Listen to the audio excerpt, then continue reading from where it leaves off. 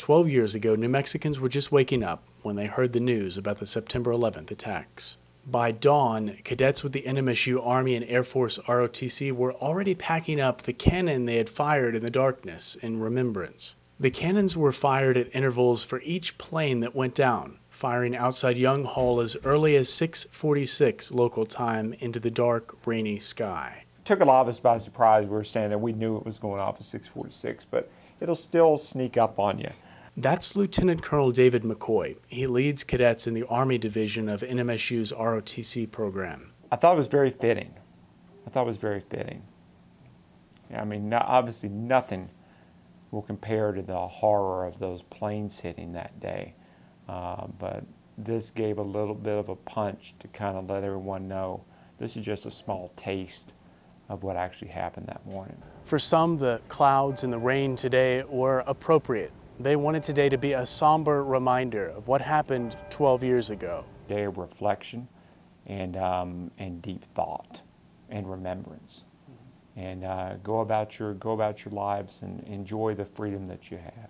That morning in 2001 is one that current cadets can still remember, but in a few years that may no longer be the case. Cadet Luis Fong is now in the ROTC. In 2001, he was in the 5th grade. It's like my class's turn to go and do the Pledge of Allegiance, and halfway through, one of the principals rolled out a TV so that the people in the front office where we had the intercom could see it. And I guess I didn't really understand what was going on until they gave us a day off, but I got to see the impact as it happened. His family, his military family, explained to him what it meant later that night. Regardless of what your political views are, regardless of whatever, the fact of the matter is that people have gone out there and volunteered for, everybody, all the Americans, everybody who lives in America. It's just a select group who volunteered to go out there to fight and to make this right. One of Fong's family members died while in the military. I mean, just for anybody, losing a family as a member is painful enough, but I mean, joining the military yourself, you start to see why they made that sacrifice, and it just motivates you more to go and serve and to do better, as a soldier. Lieutenant Colonel Ira Klein leads the Air Force ROTC at NMSU. He remembers working 12 Septembers ago. I was on a mission with the United States Air Force, flying C-17s, and we had just landed in Saudi Arabia on a routine mission. And we came to find out that both towers had been attacked, and we had an airplane that had gone down in Pennsylvania. So it was a pretty big moment for us.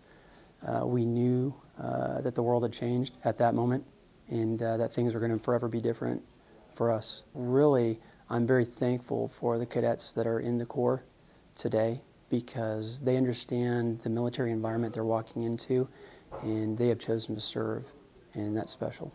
Since Fong was in the 5th grade in 2001, it will only be a few more years before new members of ROTC programs across the country will be too young to remember September 11th, 2001. A lot of people, especially those that are, freshmen now, that were maybe in, 2nd, 3rd grade, especially the younger generation just doesn't really understand. They weren't aware of how the politics were at the time, and it's really something that we need to look back into and realize that our situation today, politically, with the war and all that, we don't understand where we came from, so we are better informed to make decisions in the future. 2,267 U.S. soldiers have died worldwide in Operation Enduring Freedom since it began. Sloan Patton, KRWG News.